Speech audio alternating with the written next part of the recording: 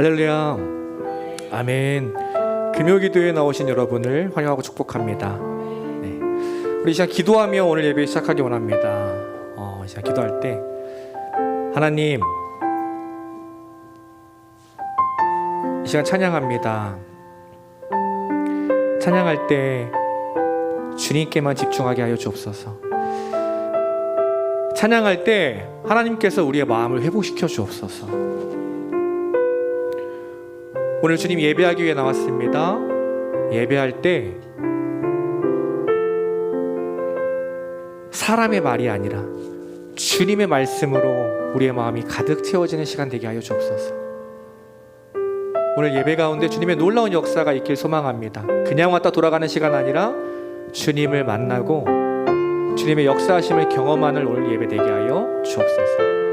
우리 하나님 앞에 기도하며 오늘 예배 시작하겠습니다. 기도합니다. 하나님, 예배할 수 있는 은혜를 허락하심에 주님 감사합니다. 시간 찬양합니다.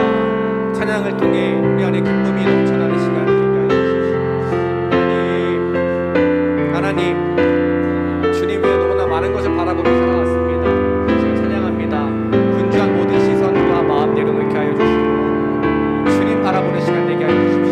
찬양할 때 주님이 우리에게 허락하신 은혜와 기쁨과 아버지 충만한 복이 시간 다시 회복되는 시간 되길 소망합니다. 하나님 한 분 때문에 행복함을 경험하는 시간, 하나님 한 분 때문에 기뻐함을 마땅히 누리는 시간, 아버지 주님 한 분 때문에 감사함을 이루는 예배 되게 하여 주옵소서.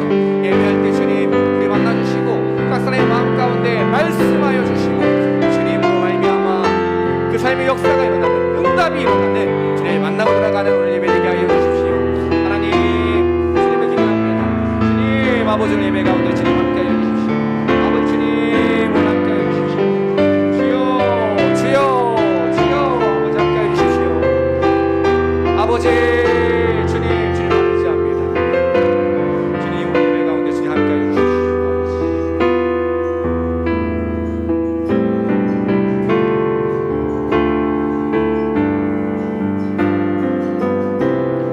우리 함께 찬양합니다. 내 평생 사는 동안, 내 평생 사는 동안 주 찬양하리.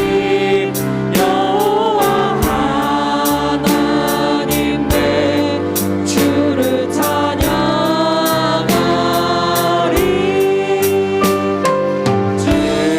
주님을 묵상함이 즐겁도다. 내 영혼 주 안에서 참 기쁘리. 내 영혼아 주님을, 내 영혼아 주님을 송축하라. 내 영혼아 주님을 찬양하라. 내 영혼아 주님을 송축하라. 내 영혼아 주님을 찬양하라. 이번에 조금 더 빠르게 고백합니다. 내 평생 사는 동안, 내 평생 사는 동안 주 찬양하리. 여호와 하나님 내 주를 찬양하리.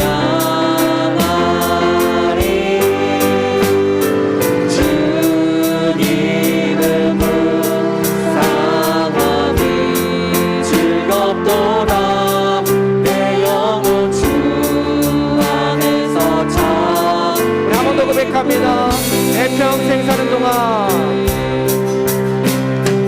내 평생 사는 동안 주 찬양하리. 여호와 하나님 내 주를 찬양하리.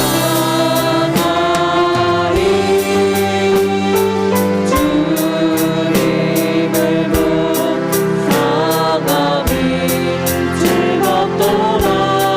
내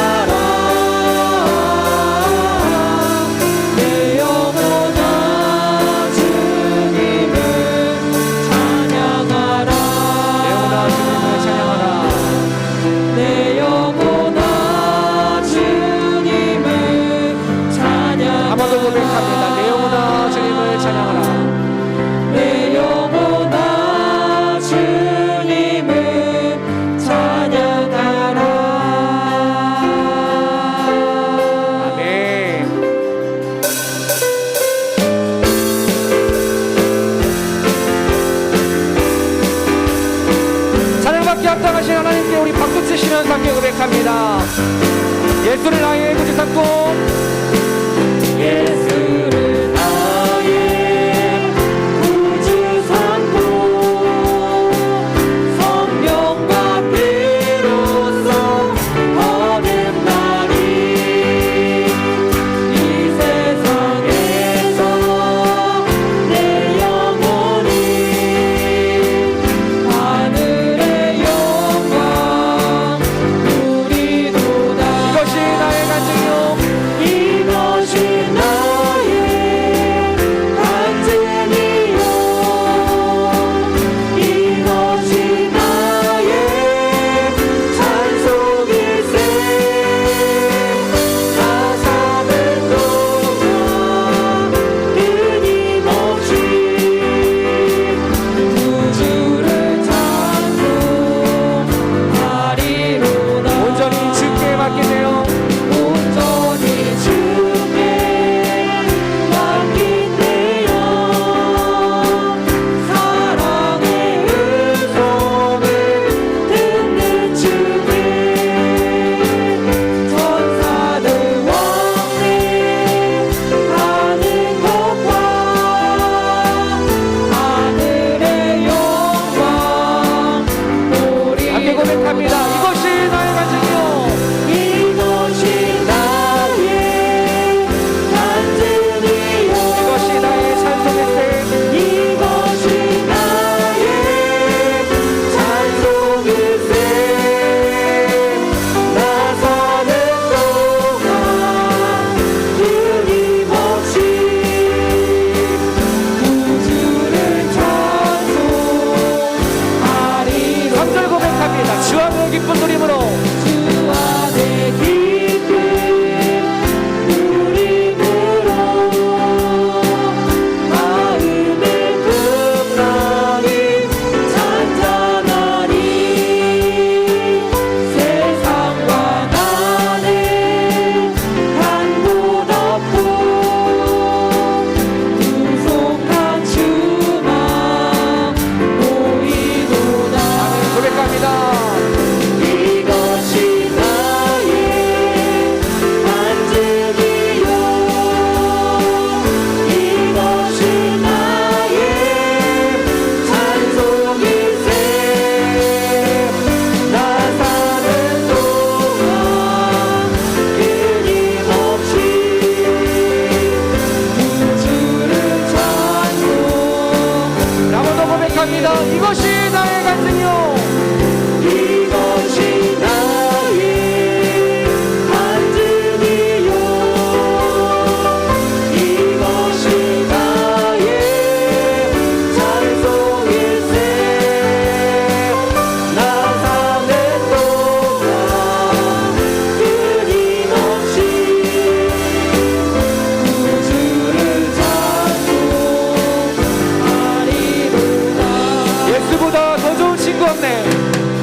예수보다 더 좋은 친구 없네. 예수보다 더 좋은 한 번 더 고백합니다. 예수보다 예수보다 더 좋은 친구 없네. 예수보다 더 좋은 친구 없네. 괴로울 때 다가와서 마음을 도와주네. 진실하신 나의 찬친구. 외로울 때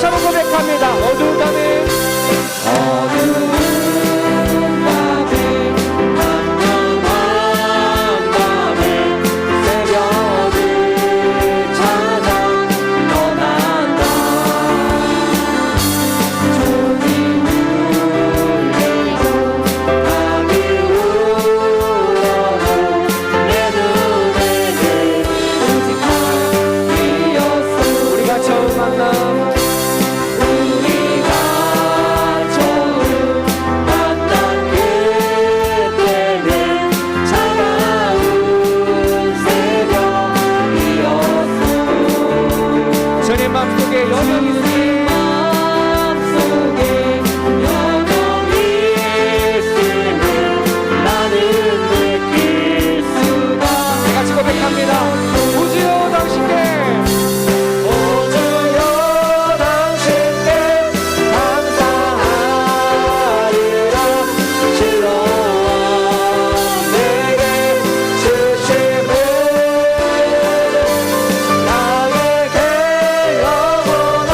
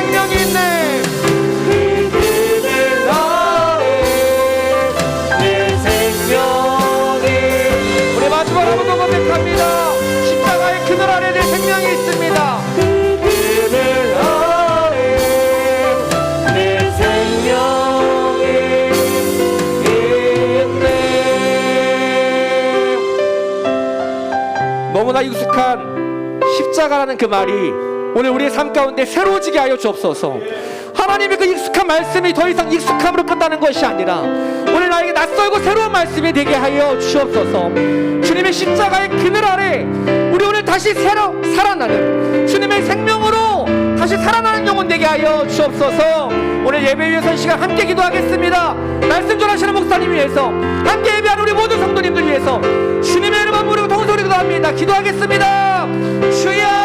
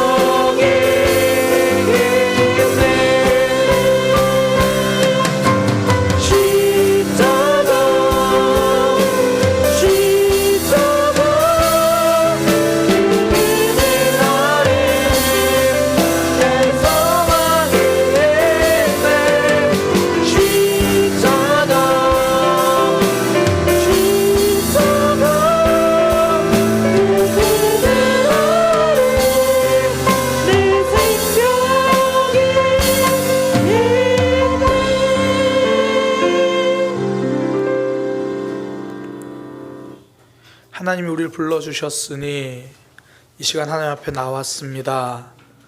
하나님의 말씀을 듣고 하나님의 뜻을 깨닫고 하나님의 마음을 알아가는 시간 되게 하여 주옵소서. 무엇보다 하나님께 말하고 싶은 것이 있어서, 하나님께 기도하고 싶은 제목이 있어서 나왔습니다. 하나님, 기도의 영을 부어주셔서 기도할 수 있는 시간이 되게 하여 주시고, 하나님 앞에 기도할 때 주님께 응답받는 그 시간 되게 하여 주옵소서. 예수님의 이름으로 기도드립니다. 아멘.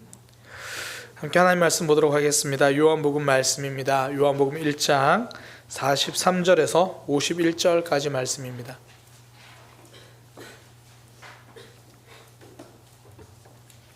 요한복음 1장 43절에서 51절까지 말씀입니다.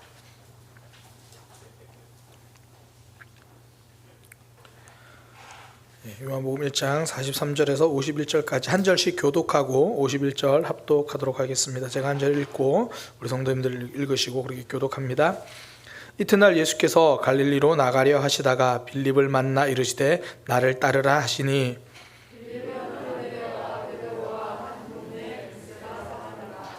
빌립이 나다나엘을 찾아 이르되 모세가 율법에 기록하였고 여러 선지자가 기록한 그 일을 우리가 만났으니 요셉의 아들 나사렛 예수니라.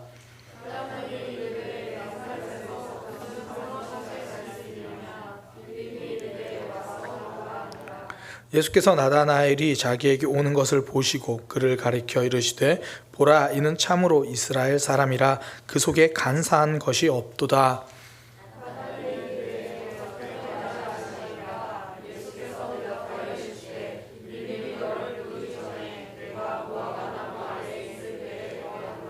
나다나엘이 대답하되 랍비여 당신은 하나님의 아들이시요 당신은 이스라엘의 임금이로소이다.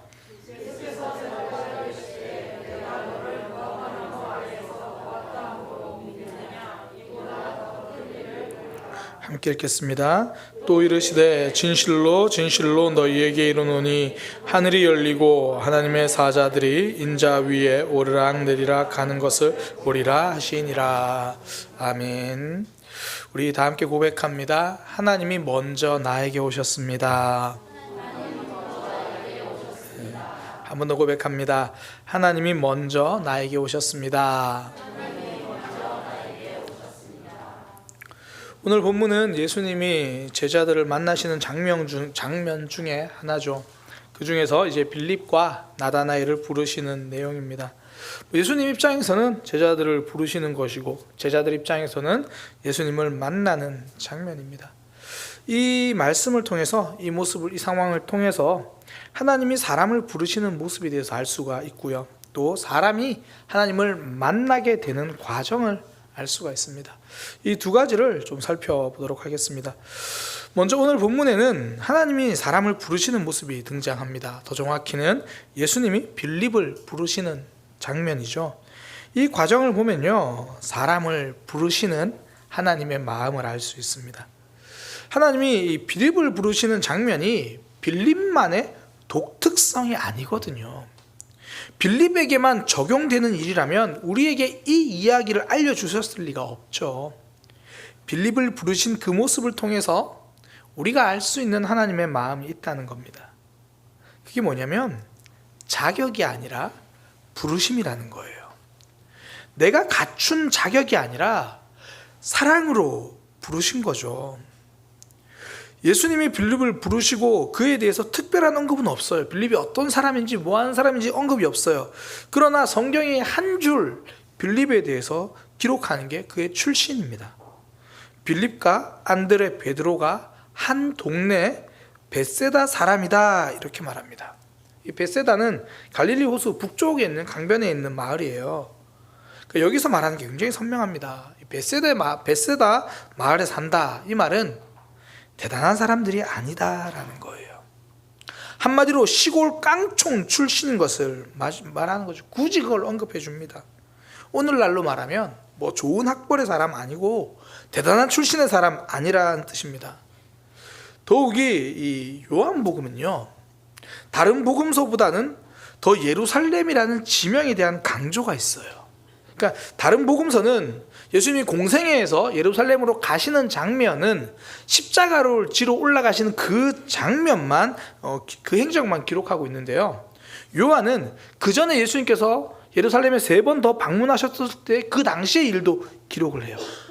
그런데 그렇게 예루살렘에 가실 때마다 그 예루살렘이 그렇게 좋은 모습은 아니었어요. 종교적으로 변질되고 타락한 모습이 기록되어 있고요. 또 예수님 예루살렘 가실 때 보니까 사람들이 모여가지고 예수님을 죽일 모의를 하고 있는 장면이 나타나고요. 또 어떨 때는 자신들이 가진 힘을 내세워서 예수님과 그분을 따르는 이들을 핍박하는 모습이 예루살렘에 등장해요.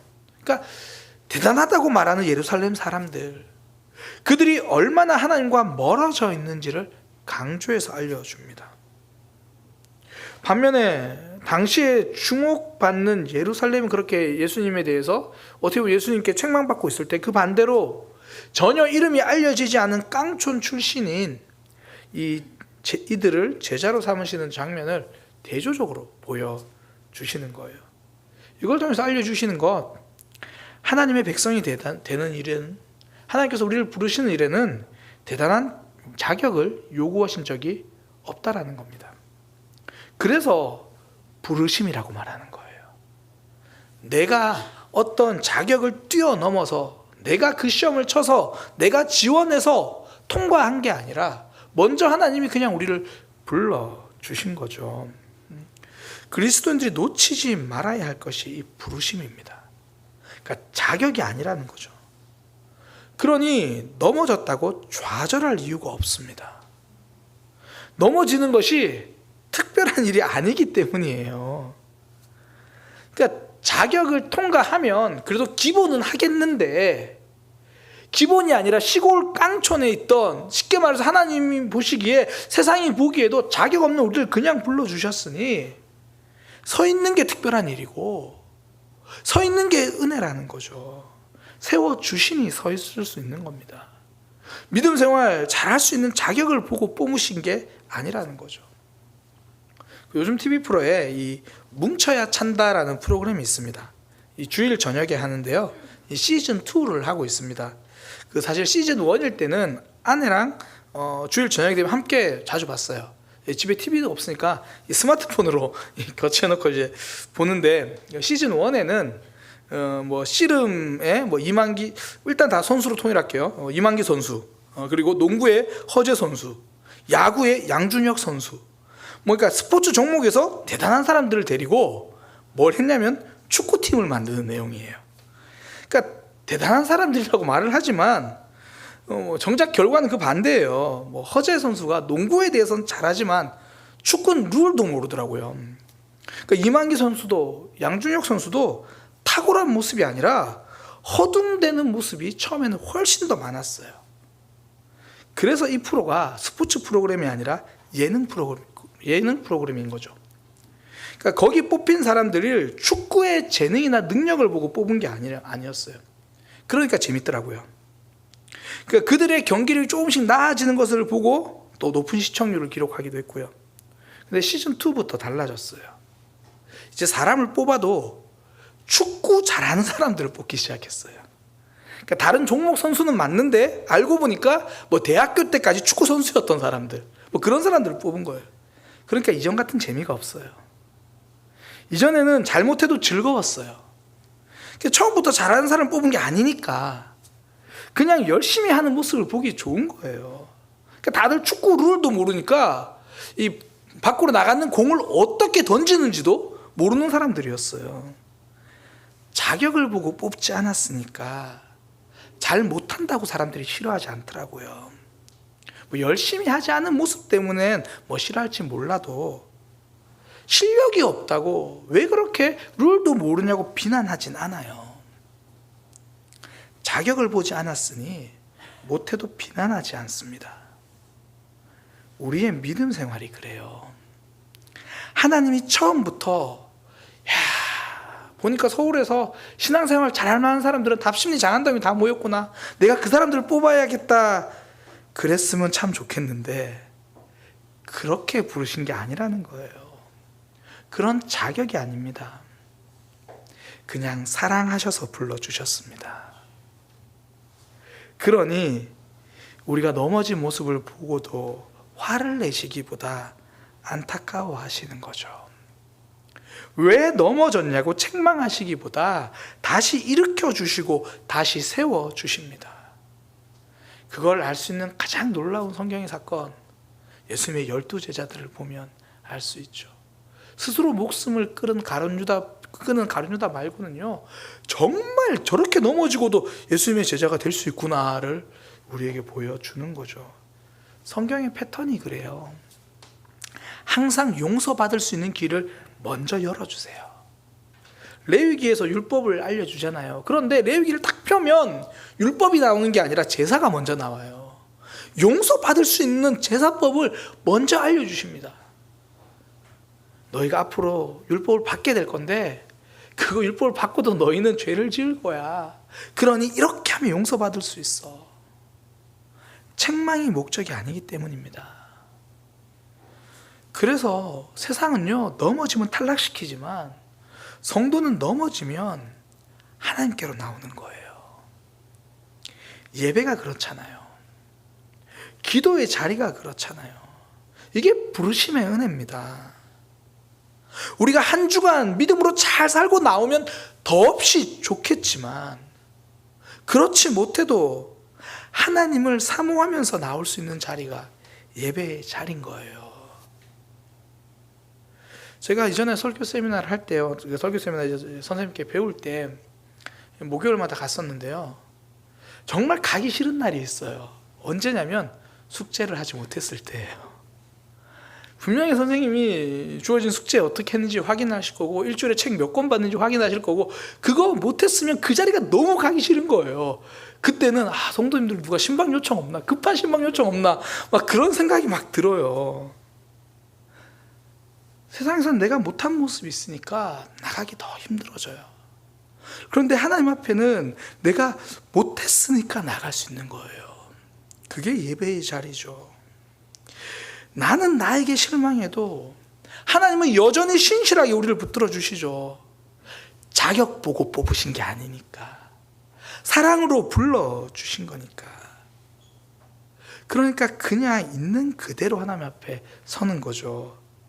그러니까 베세다 출신인데 굳이 예루살렘 출신인 것처럼 신분 세탁할 필요가 없다라는 거예요. 그러니까 말씀보다는 물고기 잡는 게 더 익숙한데 굳이 예루살렘의 율법 교사들 흉내 낼 필요가 없는 거죠. 부족하면 부족한 대로, 연약하면 연약한 대로, 때로는 베드로처럼 좀 와일드하면, 좀 과격하면 과격한 대로. 정말 신기한 게요, 신앙생활은 아무리 해도 익숙해지지가 않아요. 꼬마들은 태권도를 다니고 피아노를 다니면 시간이 지나면 이 발차기 자세가 나오더라고요. 피아노도 둥당둥당 거리며 이것저것 칠 줄도 알게 돼요. 제가 요즘 전도사님 보면서 느끼는 건데, 헬스도 열심히 하면 몸매가 달라질 수 있구나 제가 느껴요. 저한테는 쉽지는 않더라고요. 뭐든지 계속하면 좀 익숙해지고 좋아지는데, 신앙생활은요, 저 같은 경우에 제가 교회를 다닌 지는 30년이 지났거든요. 그런데 아직 익숙하지가 않아요. 제가 주일학교 때 들고 다니던 성경이 바뀌지 않았어요. 물론 이제 번역만 살짝 바뀌었지만 내용은 그때 성경이 아직 그대로예요. 내용이 달라진 것도 아니고 새로운 것을 배우는 것도 아니고, 그런데 늘 어려워요.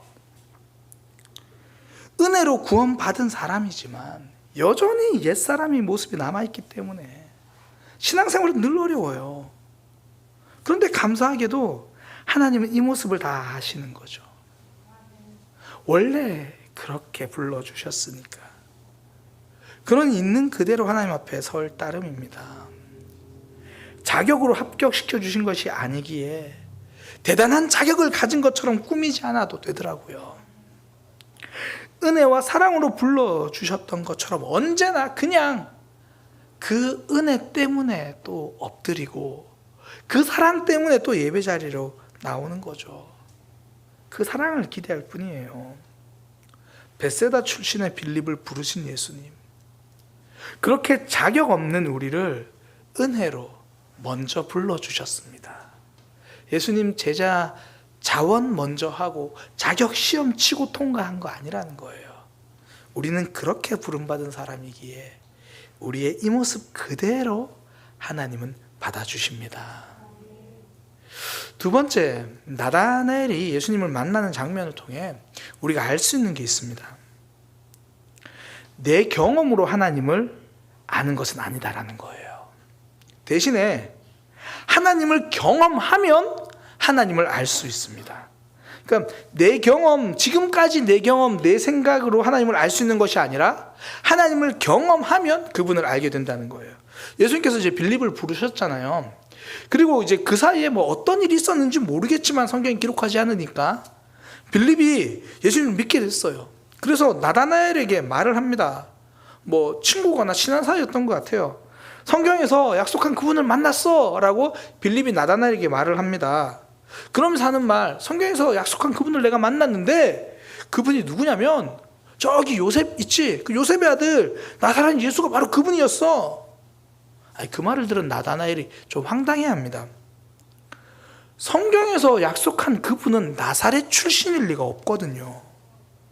성경에서 메시아로 오겠다고 하는 분은 베들레헴에서 태어난다고 그렇게 약속하셨거든요. 그러니까 오늘날 우리는 예수님이 베들레헴에서 태어나신 걸 알아요. 근데 예수님 그 당시에는 사람들이 예수님의 출생의 비밀을 모릅니다. 단지 예수님의 육신의 부모님인 그 요셉과 마리아가 호적 때문에 잠시 베들레헴 갔다가 그때 예수님이 태어나신 거예요. 그 후에는 뭐 애굽으로 잠시 가셨다가 나사렛에서 와서 쭉 살았어요. 그러니 당연히 나사렛 출신이지만 아는 거예요. 근데 이 사실이 나다나엘에게는 큰 걸림돌이 됩니다. 자신이 성경을 좀 알거든요. 자신이 생각하기에, 자신이 알고 있는 걸로는 성경에는 메시아는 베들레헴에서 태어나셔야 하는 거예요. 그런데 나사렛이라니, 이건 받아들일 수가 없죠. 근데 빌립과 나다나엘이 좀 친했던 것 같아요. 빌립이 그때 하는 말 한마디예요. 와서 보라. 와서 보라. 너의 생각으로 판단하지 말고 그분을 직접 경험해보라.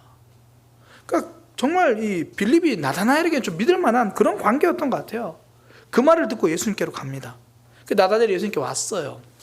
예수님이 대뜸 하시는 말씀이 뭐냐면, 나다나엘을 보고, 야, 넌 참 정직한 사람이다. 그러니까 간사한 게 없다 이렇게 번역되어 있는데, 넌 참 거짓이 없는 사람이다 이렇게 말씀해 주세요. 그러니까 나다나엘이 좀 당황해야 합니다. 아마 본인 스스로가 자신의 정직성에 대해서는 좀 자신이 있었을지도 모르겠어요. 당황하면서 혹시 저를 아십니까? 이렇게 말하니까 예수님이 그때 하시는 말씀이 뭐냐면, 빌립이 너를 부르기 전에 네가 무화과 나무 아래에 있을 때 내가 보았다, 그렇게 이야기를 하세요. 이 무화과 나무 아래라는 표현이 이 당시에는 주로 랍비들이 율법을 연구하거나 말씀을 묵상하는 자리를 무화과 나무 아래라고 불러요.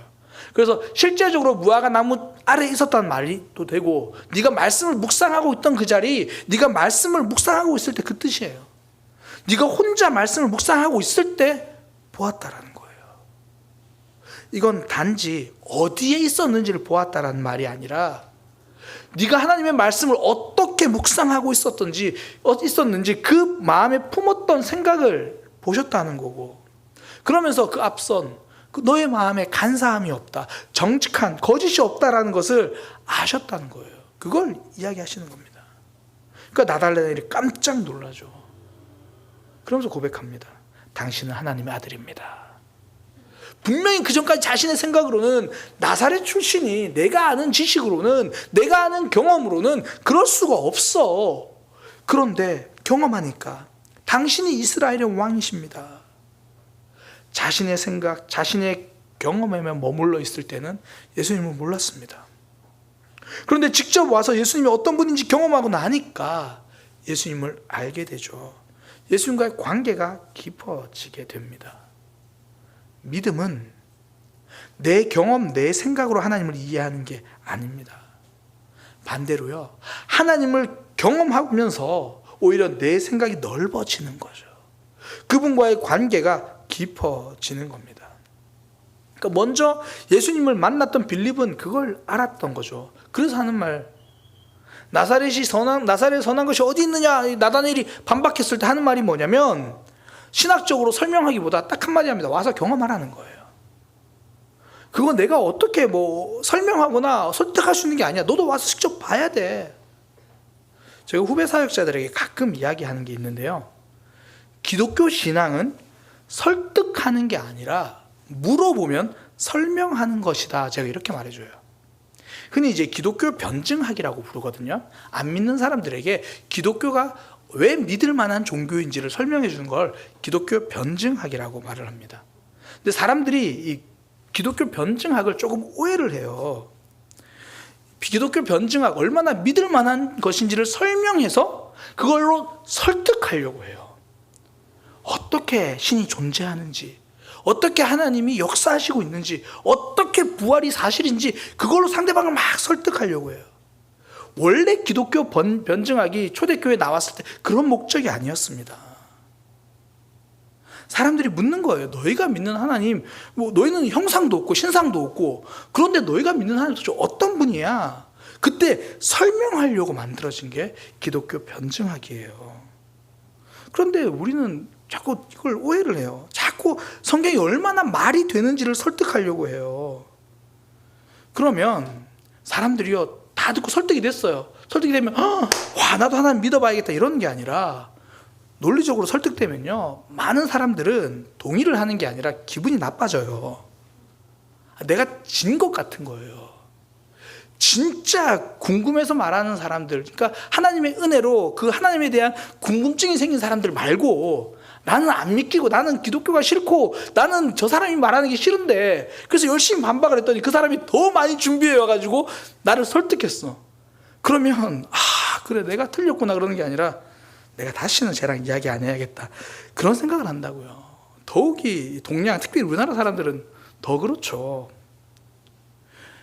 그렇게 설득으로 되는 게 아니라 하나님을 경험하게 되면 그분을 믿게 됩니다. 그때 알게 되는 거예요. 그래서 하나님 먼저입니다.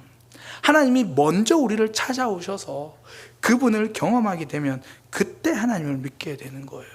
예수님이 사마리아 여인을 그렇게 먼저 찾아가셨고 그 여인이 예수님을 경험해서 알잖아요. 처음에 받아들이지 않습니다. 유대인인 당신이 왜 나에게 물을 달라 그럽니까? 당신 막 여러 가지 막 설명으로 막 반박하듯이 이야기를 해요. 당신들이 예배하는 곳은 어딥니까? 막 그러다가 예수님이 너희 남편을 데리고 오라. 저 남편 없는데요. 그러니까 나다나엘과 똑같은 패턴이잖아요. 그래 내가 너의 삶을 안다 딱 말씀하시니까 경험하니까 달라지죠. 당신이 바로 메시아군요.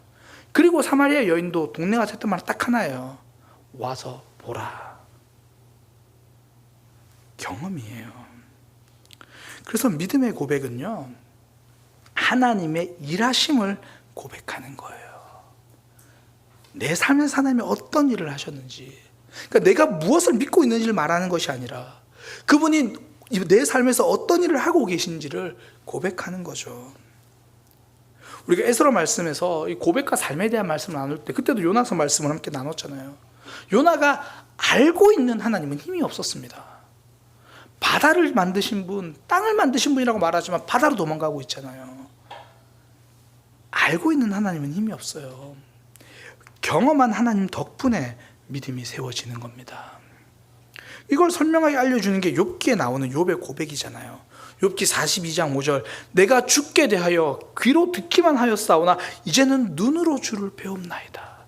그 전에 욥기의 대부분은 뭐냐면 서로 변증이에요. 서로 그냥 말싸움하고 있는 거예요. 욥의 친구들은 와가지고 야, 너 아픈 거 보니까 너 죄를 지었나 보다.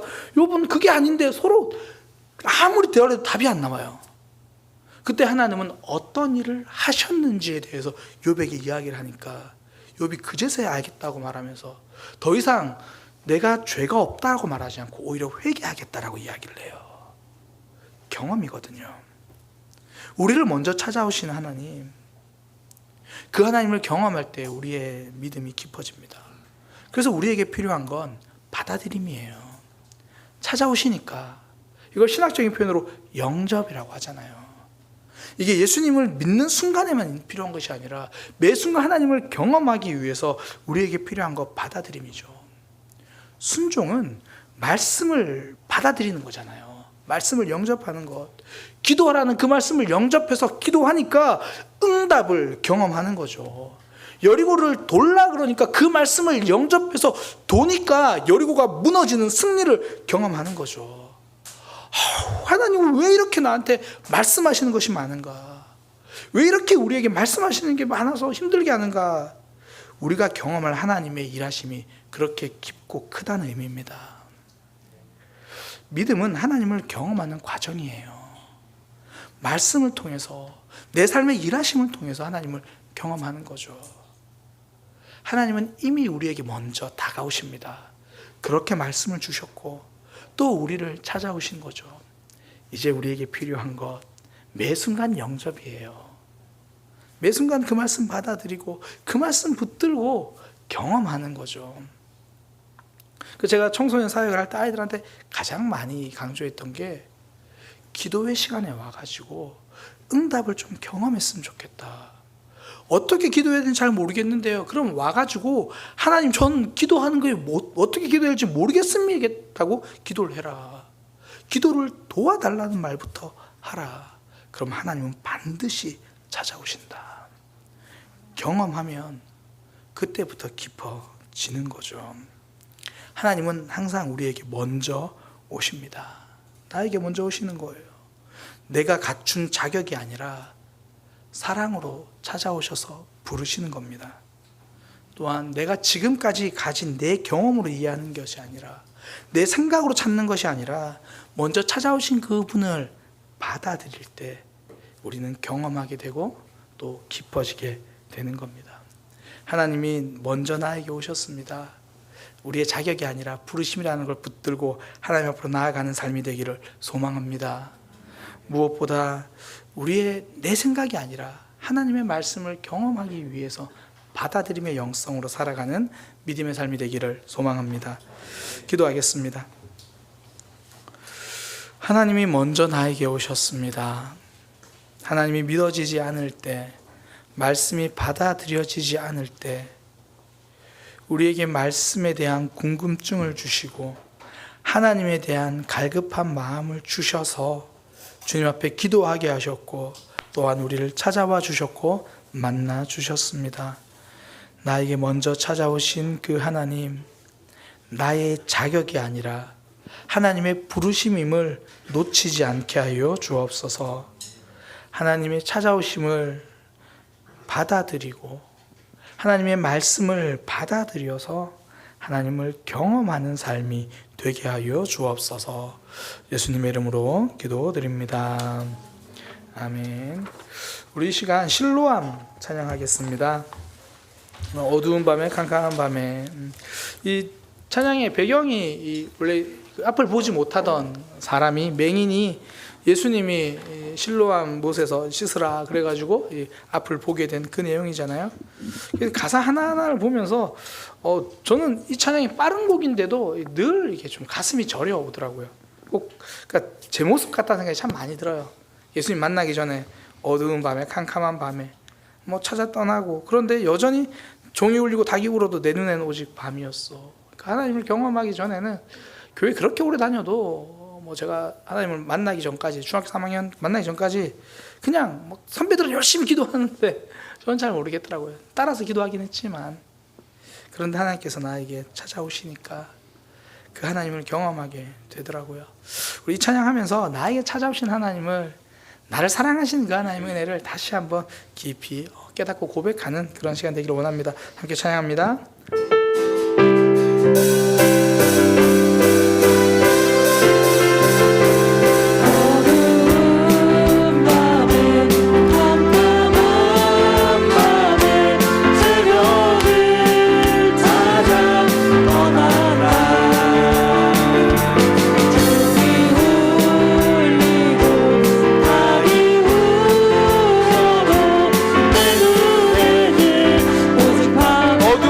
캄캄한 밤에, 어두운 밤에, 캄캄한 밤에 새벽을 찾아 떠난다.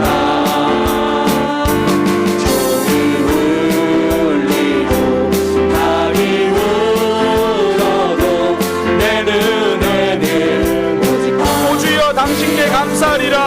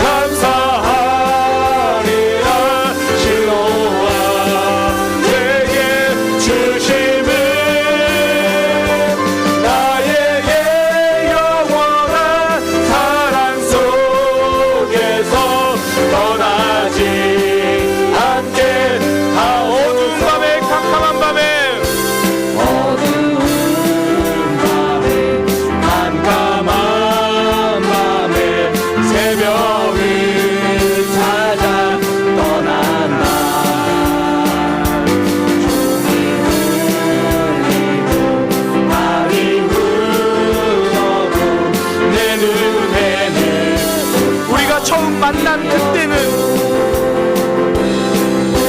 우리가 처음 만난 그때는 차가운 새벽이었어.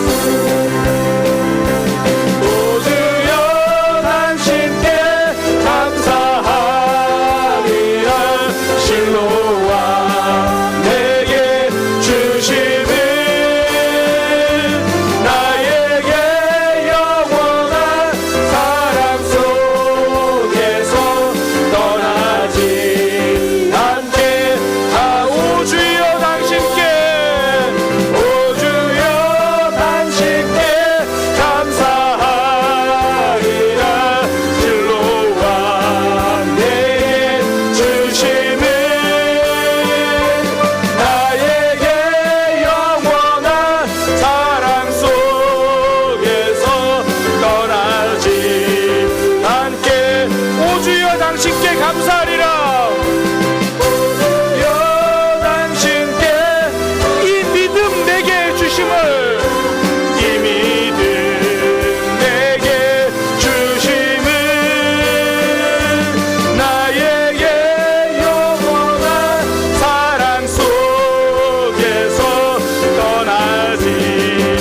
한 번 더 고백합니다. 오 주여 당신께 감사하리라. 이 믿음 내게 주심을, 당신께 감사하리라. 이 믿음 내게 주심을, 나에게 영원한 사랑 속에서 떠나지. 한 번 더 고백합니다. 오 주여 당신께 감사하리라. 이 사랑 내게 주심을, 당신께 이 사랑 내게 주심을, 이 사랑 내게 주심을, 나에게 영원한 사랑 속에서 떠나지 않게 하소서. 할렐루야. 우리 모두는 하나님이 먼저 찾아와 주신 그런 사람들입니다. 우리 모두는 하나님이 먼저 불러주신 사람입니다. 우리가 답을 찾아 헤맬 때 우리는 그 답을 발견하지 못했는데, 예수님이 내가 곧 길이요 진리요 생명으로 답이 되어서 우리에게 찾아오셨습니다. 하나님, 나에게 이 믿음 주셨으니 주님, 이 믿음, 이 사랑 떠나지 않고 그 안에서 살아가기 원합니다. 하나님, 믿을 땐 뜨거운데 어떨 때는 염려되고, 어떨 때는 때로는 신앙생활이 버겁고 손해되는 것처럼 여겨질 때도 있고, 하나님, 그러나 이 사랑 안에 푹 잠겨 살아가는 삶이 되게 하여 주옵소서. 나를 먼저 부르신 그 하나님, 그 부르심을 기억하며 하나님 앞에 엎드리는 삶이 되게 하여 주옵소서. 하나님, 나를 부르신 그 은혜를 놓치지 않게 하여 주옵소서. 나에게 먼저 찾아오신 그 하나님, 이제 내 생각으로 재단하는 것이 아니라 받아들임으로 하나님을 더 깊이 경험하기 원합니다. 하나님을 날마다 깊이 경험하는 삶이 되게 하여 주옵소서. 우리 들은 말씀 붙들어 기도하고요, 특별히 우리 사랑의 교회 모든 지체들이 하나님의 사랑을 경험하고 하나님과 더 깊어지고 하나님의 부르심을 깨닫는 역사가 있게 하여 주옵소서. 우리 그렇게 지체들을 위해서 기도하고요, 그날이 바로 이번 주일이 되게 하여 주옵소서. 그리고 우리 지체들의 삶 가운데 하나님의 회복과 하나님의 공급과 하나님의 치유하심이 있게 하여 주옵소서. 우리 그렇게 함께 주님의 이름으로 부르짖고 함께 기도하겠습니다. 기도하겠습니다. 주여,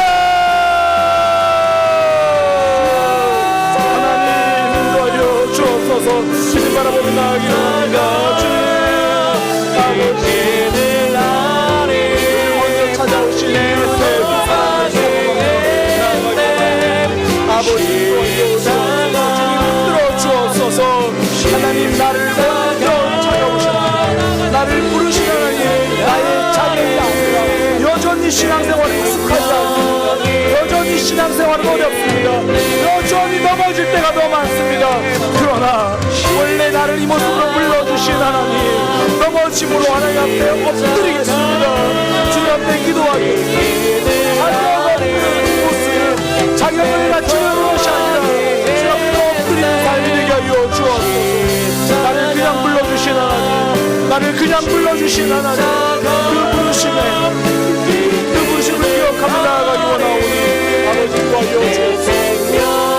주님, 나를 불러